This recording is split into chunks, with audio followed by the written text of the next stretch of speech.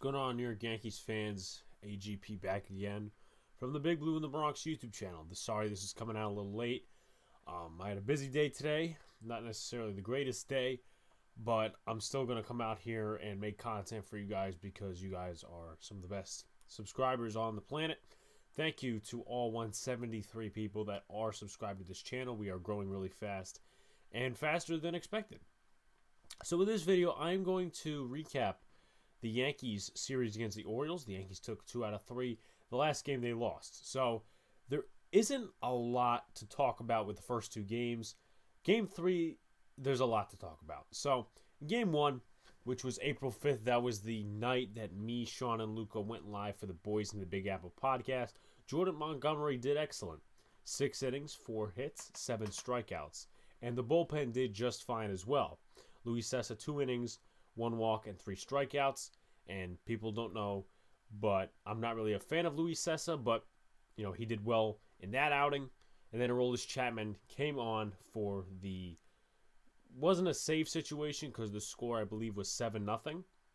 And Chapman just needed to get his reps in, 3 strikeouts, 1 walk. And the thing with that is, you know, a lot of people question, oh, why are we bringing Chapman in? Well, if you leave him cold for a couple of days, you know, you don't put him in games, what's going to happen is he's going to go erratic and out of control.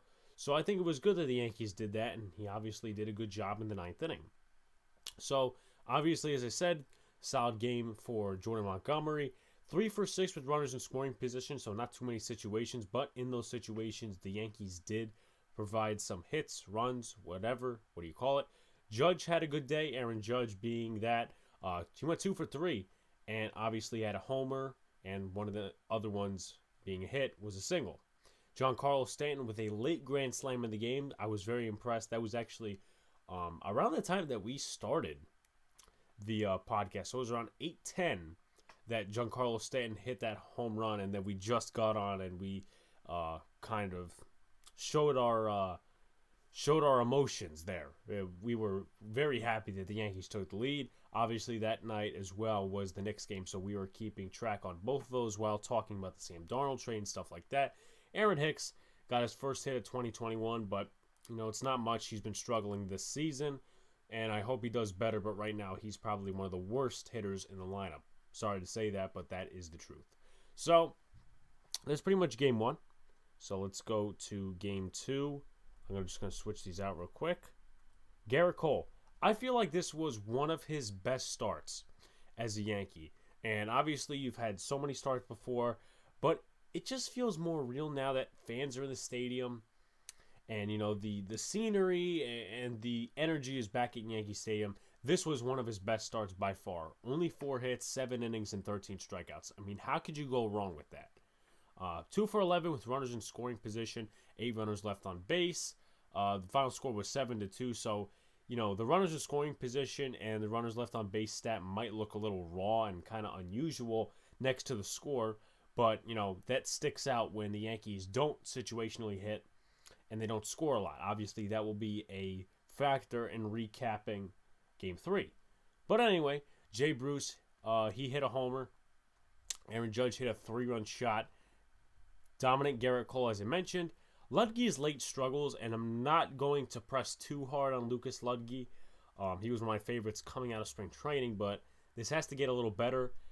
I think he allowed 1 run against the Blue Jays one of the games, which not necessarily was his fault. I mean, there were a couple pass balls and situational base running by the Toronto Blue Jays that game. But in this game, he gave up, I think it was 1 homer, it was 2 runs, or it was 2 homers each. And, you know, that's not really the way you want to end a game. You want to end a game, you know, sound, and you really don't want to make it more interesting than it should be. So there, Ludge struggled a little bit. His ERA is up to 13.50. 2 earned runs, 3 hits, 1 inning, and 1 strikeout. Obviously, he closed the game out. They were warming up Chapman at the time, but they didn't need him because, you know, Ludge got out and, you know, got out of the inning. Small ball works. What do I mean by that? And you guys know that I am a big proponent of anti-analytics. You know, I'm not necessarily anti-analytics. Let me rephrase that a little bit. I am more of you don't need them every time. And there's a couple of situations. Giancarlo Stanton, I forget who was on base. I want to say it was Tyler Wade or it was Clint Frazier, someone was on first base.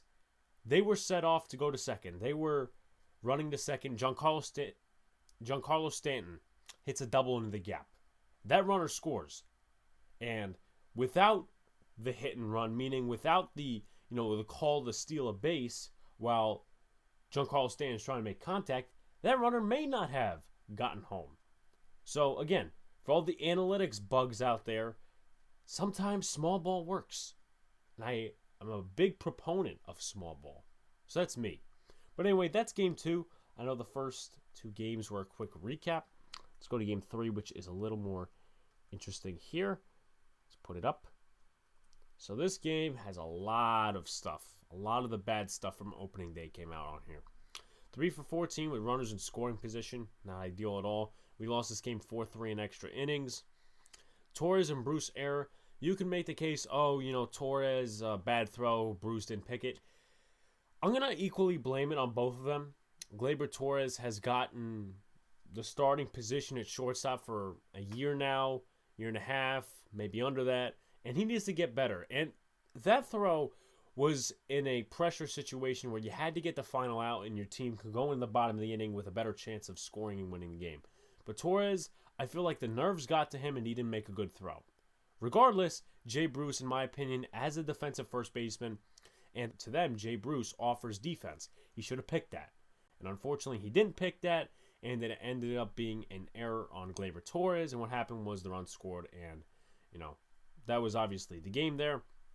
We're on second base rule, 2-0 against us.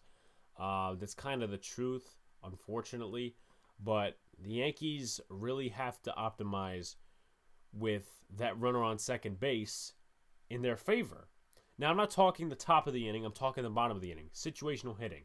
We didn't do anything in the bottom of the bottom of the 10th, I think, right? It was either the bottom of the 10th or the bottom of the 11th. I'm struggling to, kind of comprehend myself.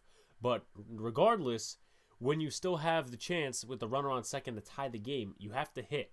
You can't be striking out, swinging for the fences, doing all this stuff. And that's the problem. That is the problem with the Yankees. They always try to go for the home run, and then when it comes to situational hitting, they're not good. They're probably mid-tier to bottom of the league in that right now. I'm sorry, but that's just how I feel. And now, despite the struggles, Jamison Tyon pitched fair for his debut. I mean, he got into a jam. Nick Nelson came in. It was Darren O'Day, Loizaga, Chapman. All those pitchers did well. Then they put in Green, who struggled a little bit, and then Luis Sessa towards the end. But all in all, Jamison Tyon didn't do bad for his first appearance in, I believe, 2 years. So, good for Tyon, and I see some positive things from that. Small ball and speed. Obviously, and this is probably my next bullet point, hitting against the shift, according to the analytics, is not good. You shouldn't be, if you're a right-handed hitter and there's multiple defensive players on the left side, you should not hit to the right side. You should try going against the shift. Now, Kyle Higashioka is a prime example of defeating that purpose. Kyle Higashioka, with a runner on second, hit a single to right field against the shift. Now, the shift was on the left side. There was only one defender on the right. That was the first baseman. Hits it the right side, ties the game with an RBI single. Good base running there. I think it was Tyler Wade did something. If it wasn't Tyler Wade, it was Mike Talkman. But anyway, nonetheless, it works. It works. And something I may have forgot to put on here, actually, I did not forget. Too aggressive with Giovanni Urshela. In my opinion, I would not have tagged on that line drive. If it's a pop fly to right field and it's shallow like that, I would have taken a chance on that. I think there was a better percentage of Urshela scoring on a pop fly rather than line drive. It's a line drive, you're getting out by a mile. And that's what he was. He was out by a mile. So that was the problem there. And I just feel like, and I'm going to say this one more time, this is probably going to be like a quote that everybody remembers from me. Just because you have speed doesn't mean you have the IQ to run the bases. And I'm not, ticking off against Giovanni Urshela. I'm not saying he's a bad player, but in that situation, I would not have gone. And I think it was the smart thing if he would have stayed on third. Nonetheless, base running was not really the error of the game. It wasn't the reason we lost. Obviously, I addressed the stuff against hitting as a shift. And Judge got injured. He has some soreness either in his arm or oblique, and that's not good. Obviously, a lot of Yankee fans are mad about that because, the injury-prone narrative, and it's starting to seem that way. I'm not going to lie to you, but that doesn't mean I won't, root for a player. I will always root for Judge as long as he's on the Yankees, but it's going to be interesting to see what happens in the future. Does he go on the IL? Does he go in the lineup on Friday against the Rays? We're going to see. So it's going to be interesting with that. But anyway, that's basically what I wanted to talk about today. Thank you guys for tuning into every video like usual. I know this is a late one, but I got it out anyway because I wanted to put it out and give you guys the content.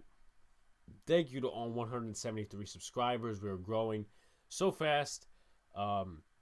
Next Saturday, April 17th, I will be going live for an episode of the Big Blue in the Bronx podcast commemorating the anniversary of me being as a content creator, and I'll discuss the journey and stuff like that. But thank you guys anyway, and we will see you soon. Peace out, everyone.